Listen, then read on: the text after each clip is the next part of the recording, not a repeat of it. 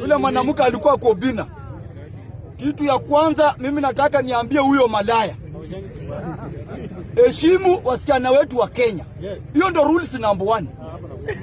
Rules, huwezi kuja hapa Kenya umekuja kwa show ya Obina alafu nadharau Kenya hapa kwa Obina. Walai wewe hiyo ningekuwa nafuatilia ungetoka hapo kwa Obina. Namba 2 uko na matako ya plastic. Namba 3 umejipaka. Hauna sura. Malaya wewe. Heshimu wa Kenya venye unaheshimu mafi kutoka kwa hiyo matako yako ya plastic. Heshimu wa Kenya. Heshimu wa Kenya. Heshimu wa Kenya.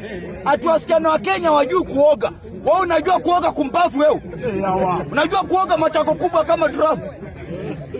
Heshimu wa Kenya kama mafi ikitoka kwa matako yako. Nimekuambia. Heshimu wa Kenya kama ukikojoa masusu yezu rudi.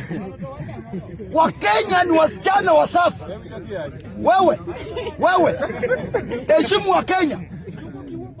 Hata ujui kizungu. Kenya, you are I'm learned person.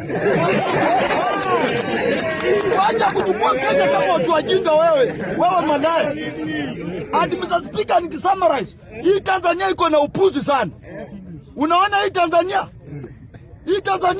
na huyu mama yao, huyu mama mwenye alinyang'anya mtu mwanaume, Suluhu Hassan. Wewe Suluhu Hassan na hiyo timu yako, wewe. Haki ya Mungu nyinyi. Nitakuja kuwatoa kutu. I'm coming to the Tanzania. When I'm coming to the Tanzania, I'm coming to do this.